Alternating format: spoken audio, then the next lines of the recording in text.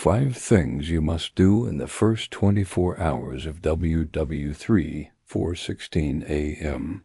Your phone detonates the darkness with vibration. Then a siren rips the air apart. Every screen you own locks onto the same message, the same brutal sentence, repeated with machine calm. Incoming attack detected. Seek immediate shelter. The room feels too small, then too big, like reality just lost its measurements. Outside you hear doors slam, someone shouting a name, a dog barking like it understands. You taste metal in your mouth and realize it is not blood. It is adrenaline. As the world holds its breath, where will you be when the lights go out? Because in this instant, the old world doesn't pause. It breaks, and the first 24 hours decide what you become. You don't get a cinematic countdown. You get a few seconds of disbelief, and then physics arrives. Somewhere far away, men in underground rooms are watching trajectories and authorization chains. Their screens show arcs, yields, impact windows, probability cones. Your screen shows one thing: move now. Your body wants to freeze because freezing used to be safe. Freezing used to mean the threat might pass. But this threat isn't a rumor or a storm. It is a coordinated industrial event, a system designed to overwhelm every system you depend on. The first thing you must do is break denial before it becomes a coffin. Denial is not a feeling. It is a delay, and delay is exposure. You force air through your nose, slow and deliberate, like you are dragging your brain back into your skull. You say the facts out loud, plain and ugly. Alert received. Details unknown. I need shelter. When you speak it, your mind stops chasing comforting explanations. No glitch, no prank, no wait and see. Your feet move because you command them, not because you feel ready. You go deeper inside the structure you're already in, because distance and mass are your first armor. Windows are not light sources anymore. They are knives waiting for a pressure wave. You move away from glass, away from exterior walls, away from the roofline where debris likes to fall. You pick the center of the building like you are choosing the center of a target you refuse to be. If you have a basement, you go down and then further from the outer doors. If you don't, you pick interior rooms with thick walls, bathrooms, closets, hallways, storage rooms, places built to hold plumbing and clutter, not hero moments. If you are outside, you don't stare at the sky. You don't film a clip for social media that may never upload. You sprint for the nearest solid building, and you choose brick, stone, or concrete over glass storefronts. Your lungs burn, and that burn is a gift. It means you are still ahead of the blast wave you cannot see. You get inside, and then you move inward again, because the outside wall is the first place the world punches. You keep low, because falling glass and collapsing frames fall downward with indifference. This is not about fear. It is about geometry. The difference between life and death can be 2 walls and a staircase. It can be 1 hallway without windows. It can be 1 choice made in 10 seconds instead of 60. You are not trying to understand the war. You are trying to survive the opening move of it. The second thing you must do is turn shelter into a survivable system, fast and without wandering. Once the door closes, silence hits like a second alarm. Your heart is a hammer. Your hands shake. You don't negotiate with that. You work through it. The room you chose is now a lifeboat, and lifeboats fail when people treat them like waiting rooms. You improve shielding with whatever mass you have, because mass interrupts violence. You drag furniture to block line-of-sight paths from windows and exterior walls. You stack books, boxes, heavy bags, even folded blankets, because density matters more than comfort now. You are building layers, not perfection.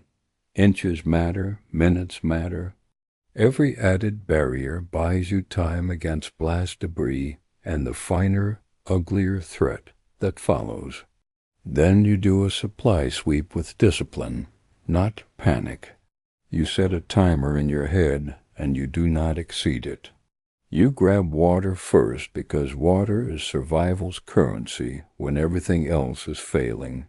Bottles, jugs, anything clean.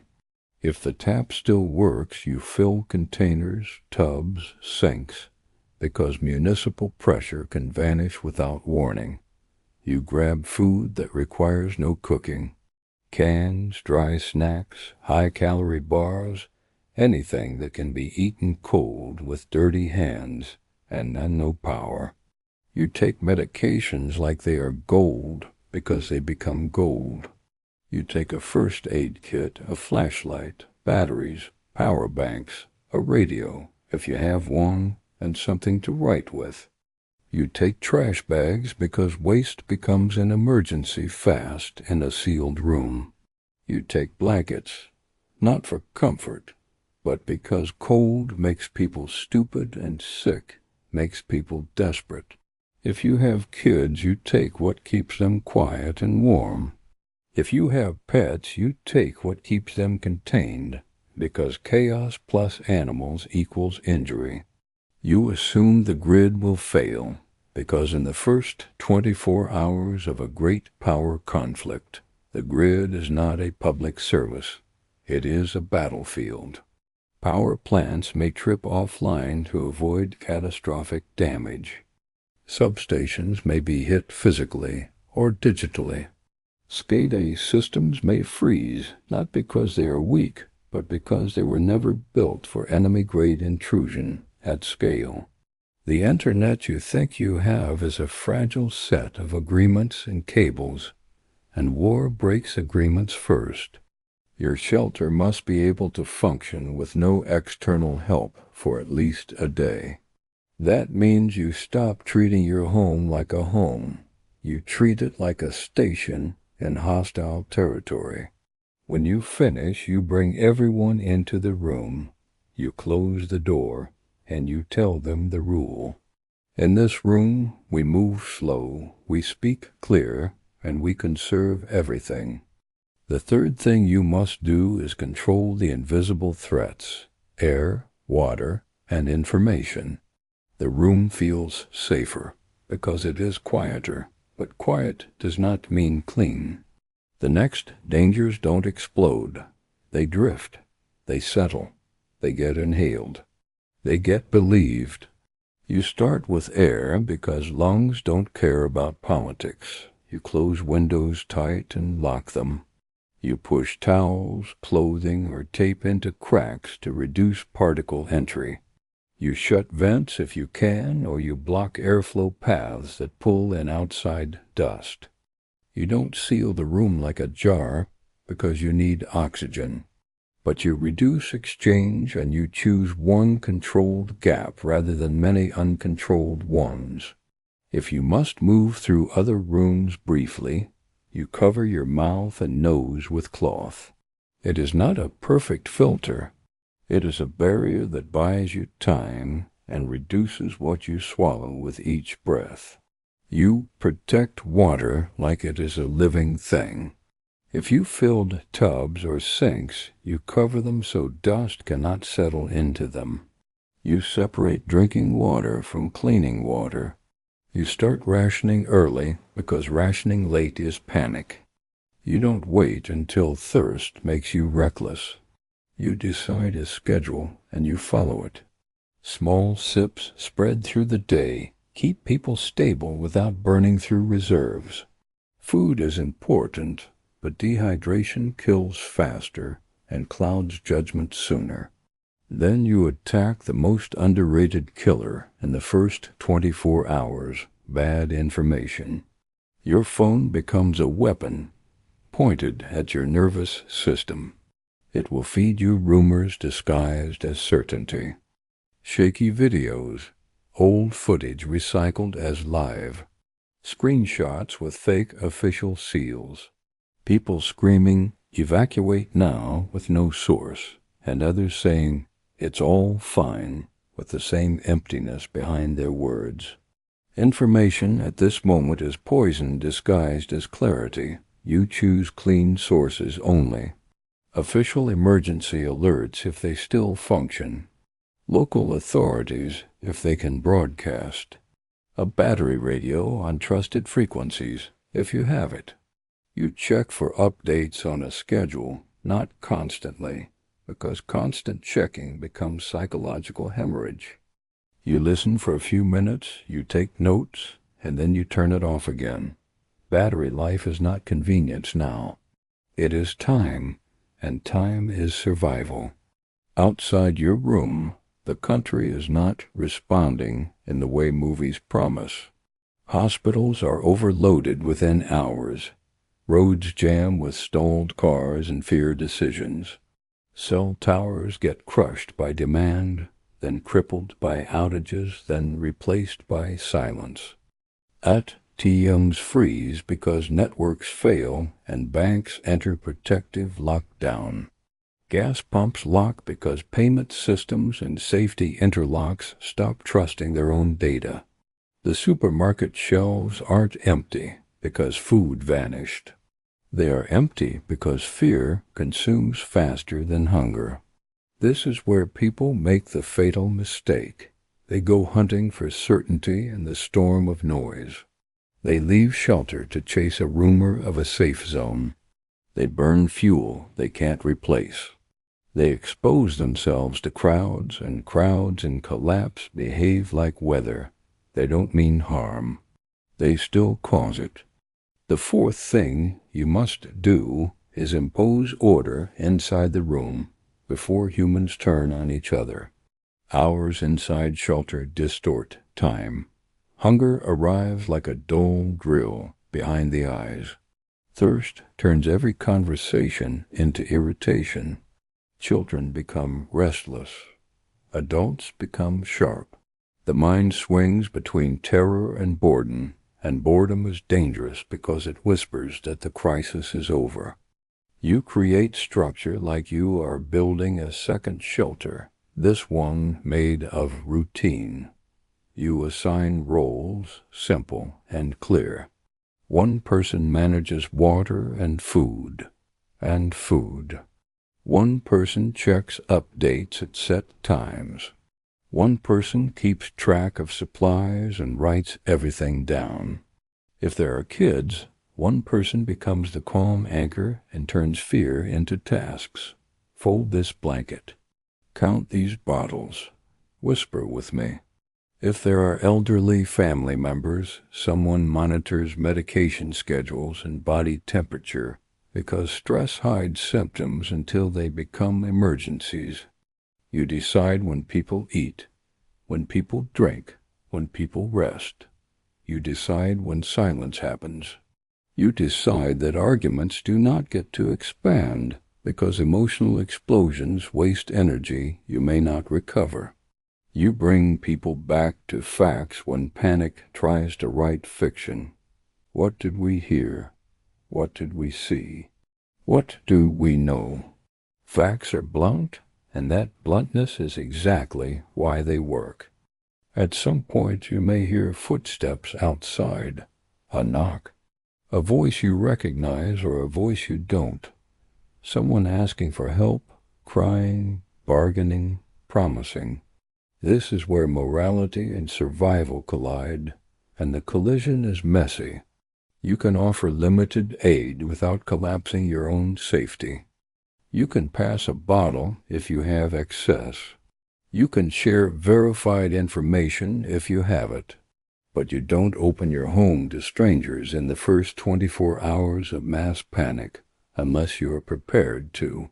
Defend that choice with resources you may not have.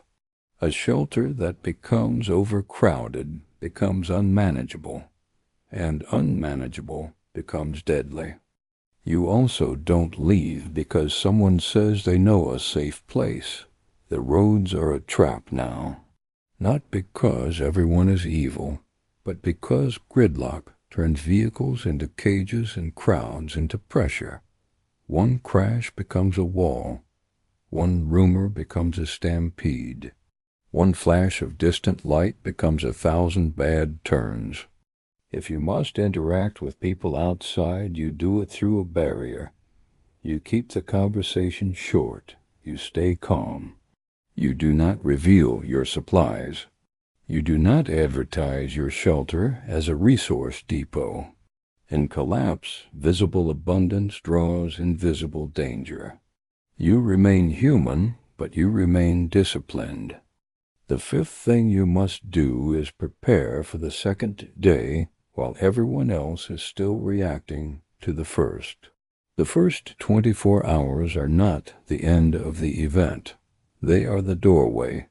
The war's opening moves are designed to shatter coordination, to sever trust, to make every household a tiny, isolated state. If you survive the first day, you do not celebrate. You transition. As night arrives, darkness becomes heavier than usual. Without street lights, the world outside is a black ocean. Sometimes you hear distant rumbles that might be thunder, might be aircraft, might be something worse. Sometimes you hear nothing at all, and the nothing is terrifying because it feels like the planet stopped breathing. You keep lights low to save power.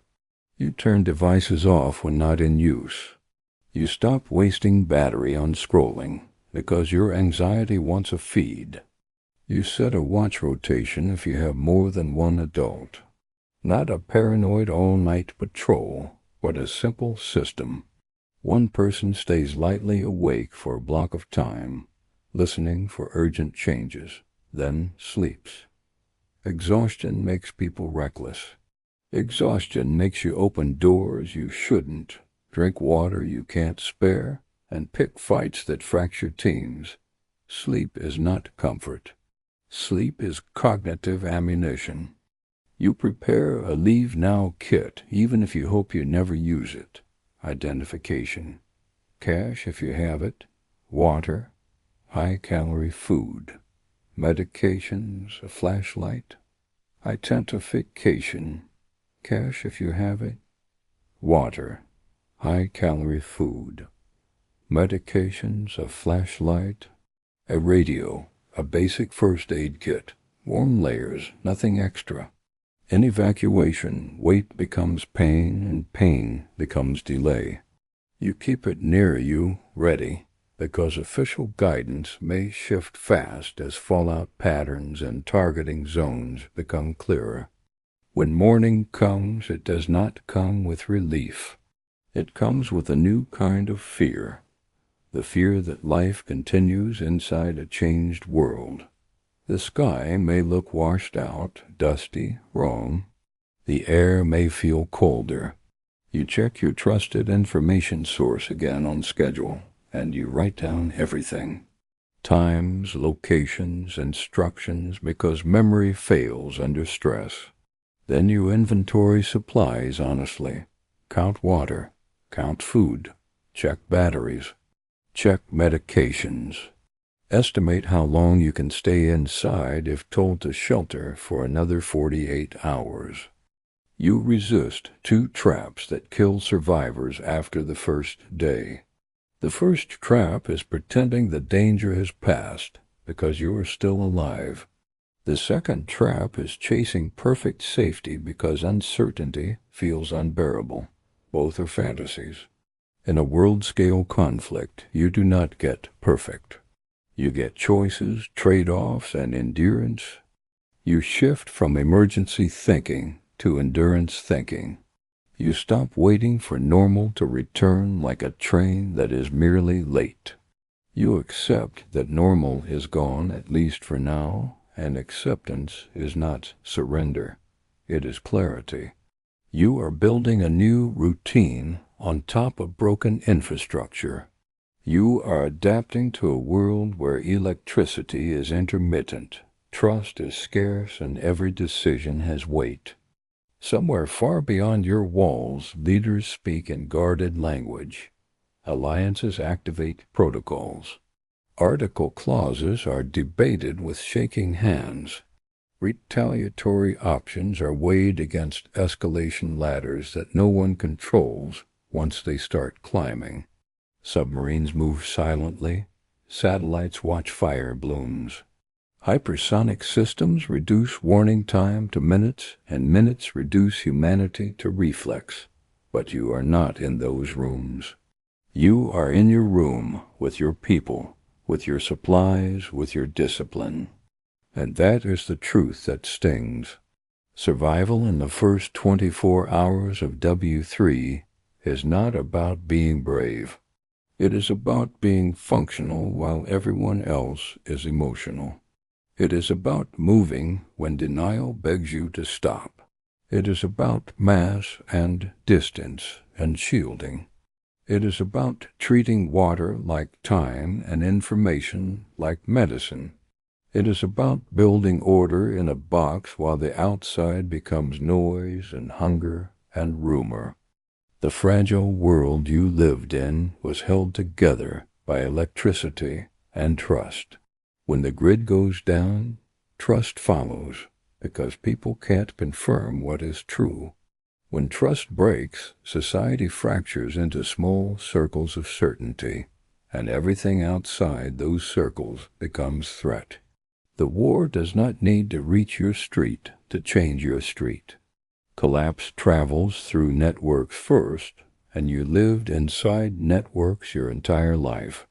So remember the 5 things because they are not slogans. They are a sequence. Break denial fast. Get deep shelter. Turn shelter into a system. Control air, water, and information. Impose order and prepare for day 2. If you do these, you don't guarantee survival, because nothing guarantees it now.